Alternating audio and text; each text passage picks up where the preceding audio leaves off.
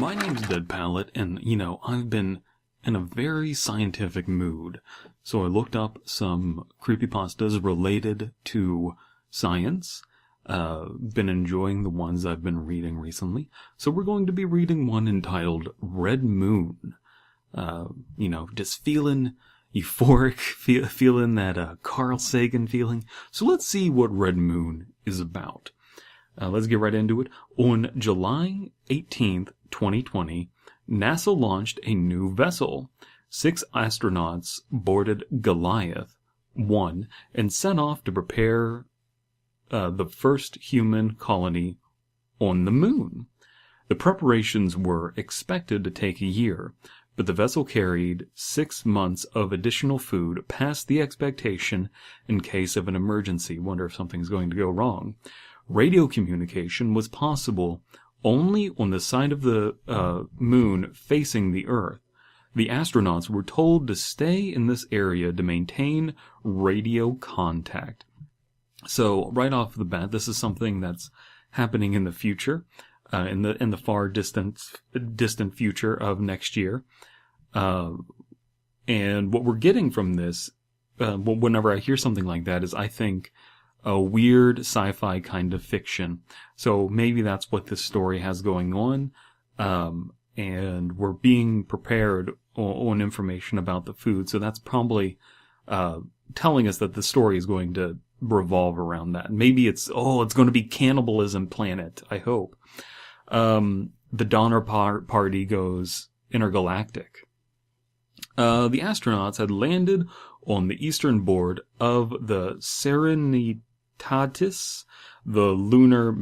This lunar mare was largely covered in basalt and had a few craters, making it perfect for colonization.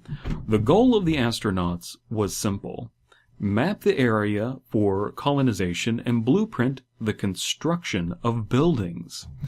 The only real danger on the moon was meteors striking it, as the moon was devoid of any atmosphere. The electronic journal of the day's events was to be sent back to NASA along with interesting photos or videos, although it was to be seen if anything exciting could happen.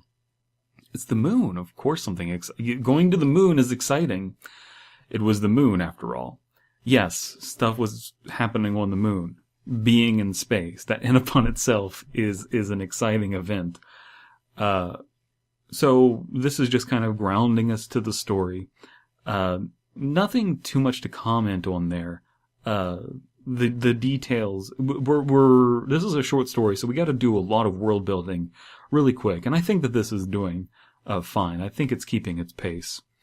The first few months of journals were fairly normal.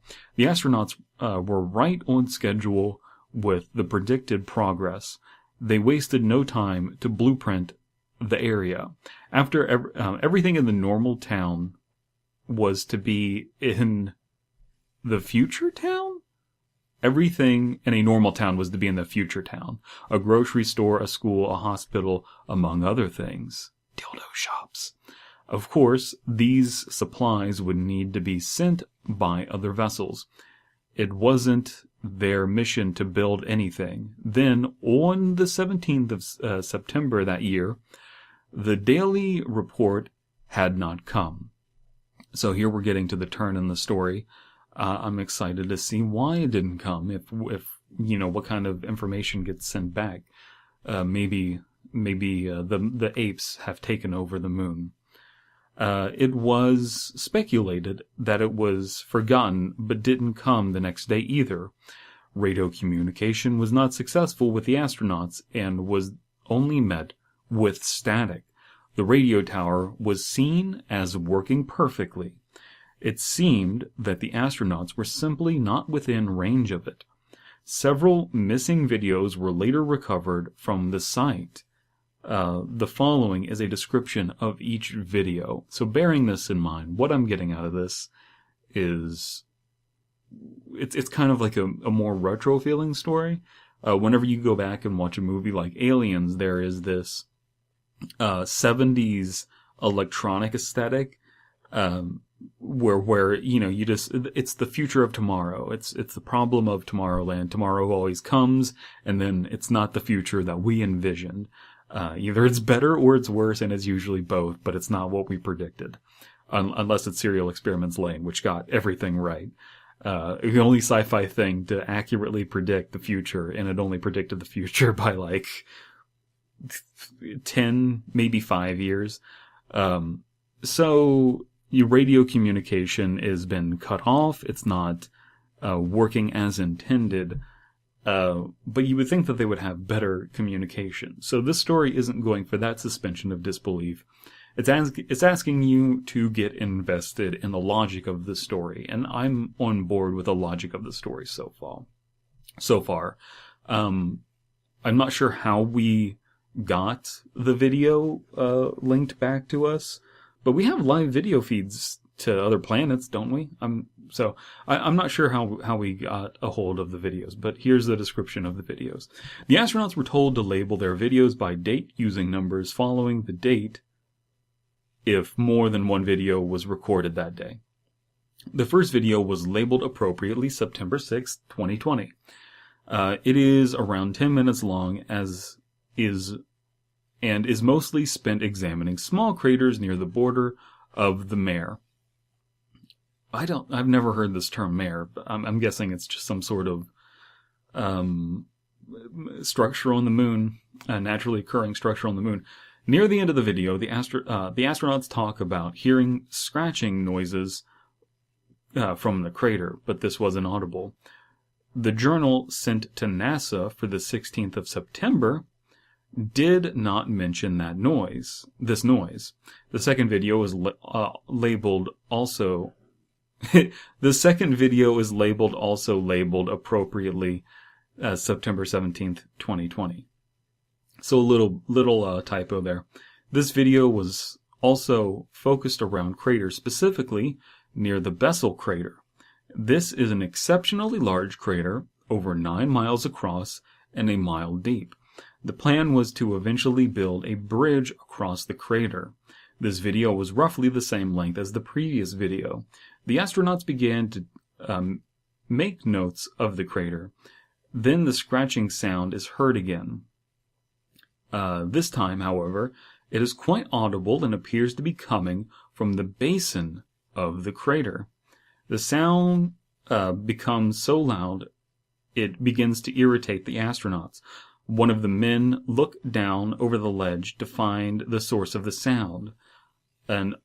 A force unseen by the camera suddenly pulls the astronaut into the crater. His screams are heard briefly before the camera is cut short.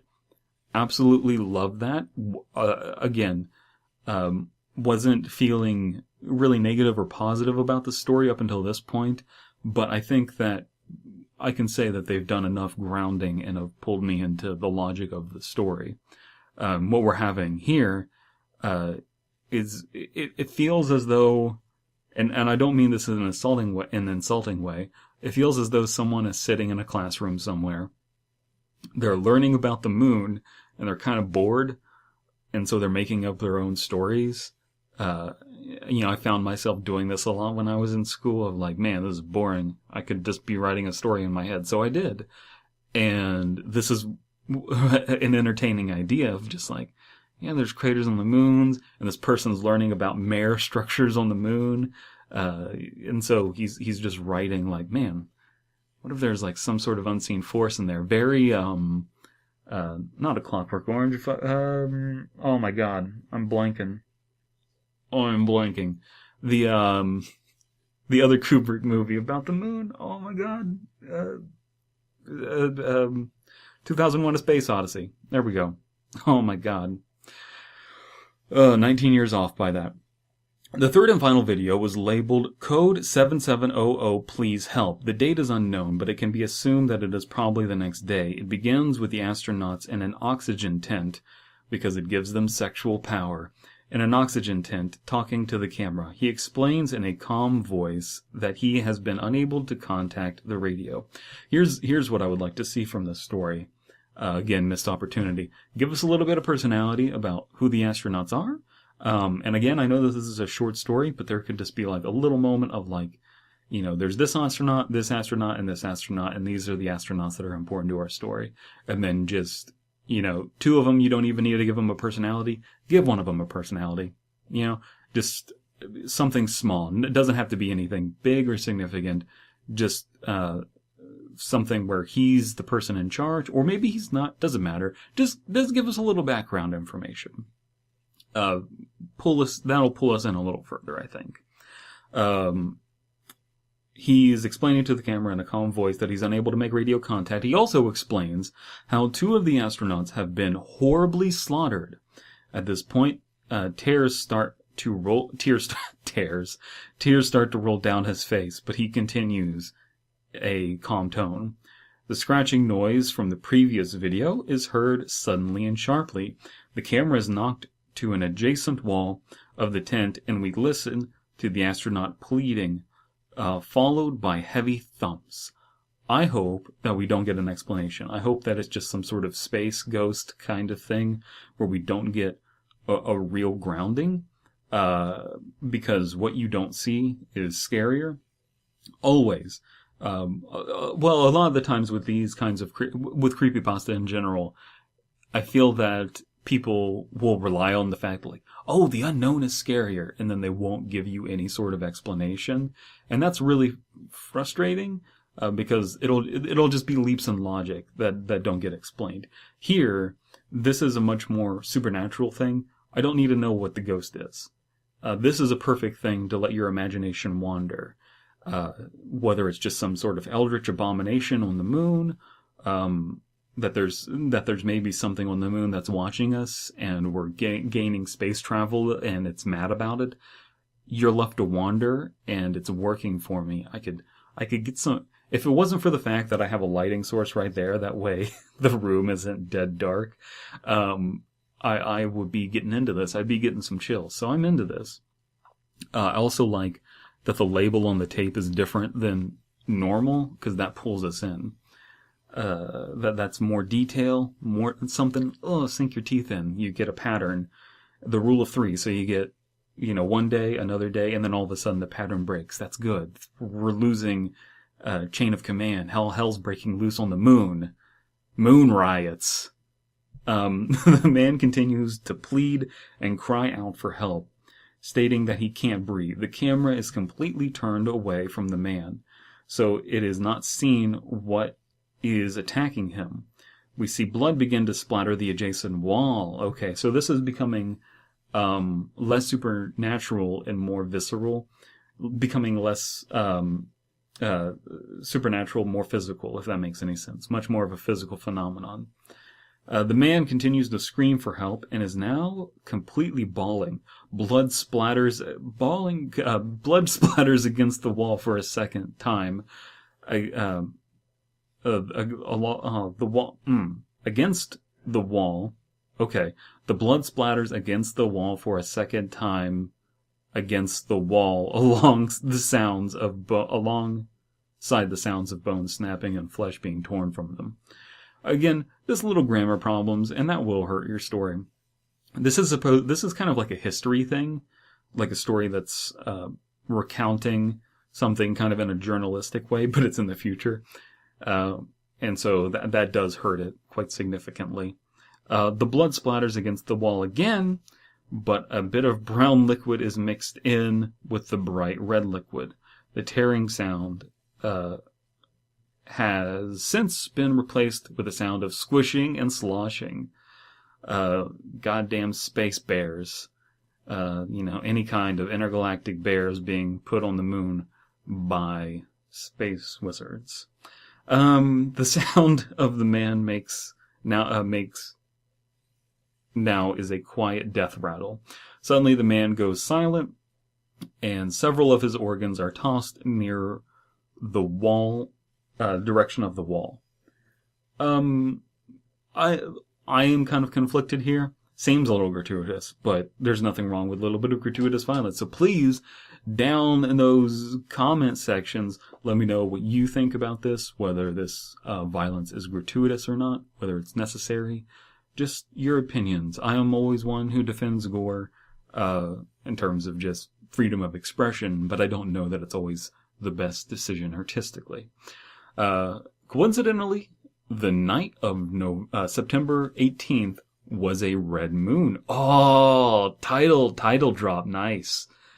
None of the bodies of the astronauts from Goliath I were ever fully recovered. Well, so that's telling us that they did go to the moon to recover the footage, and that the space werewolves, oh my god, space werewolves, but they're on the moon, and so they're used to that, and so they just go dormant, but whenever there's a red moon, the moon power is even greater, and then they can come out and be werebears on the moon. Yeah, I'm sticking by that sentence. The team sent to investigate the radio communication problems the astronauts were having refused to talk to the public of the 4-man repair team to have committed suicide since returning to Earth. Always love the idea of people being driven to take their own lives or driven to insanity from what they've seen. A lot of people have memories that they want to forget about that time that you were awkward in middle school and did that one thing. And so when you ramp that up to 11 and you see real horrors, it's always awful. While the 3 videos were recovered, the photographer was also recovered. The photograph was also recovered. It is still unknown as to what the photograph is, and then we see an image of what looks to be some sort of space spider.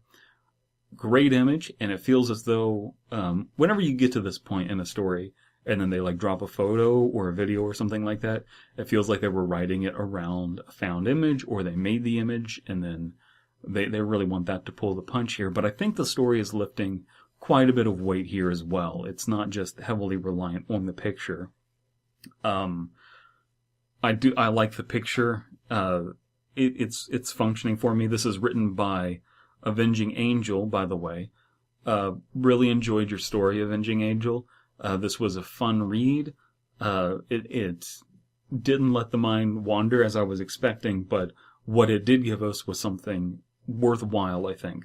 I think that the answers that we were given. So we don't need to know what they saw on the moon that drove them to suicide.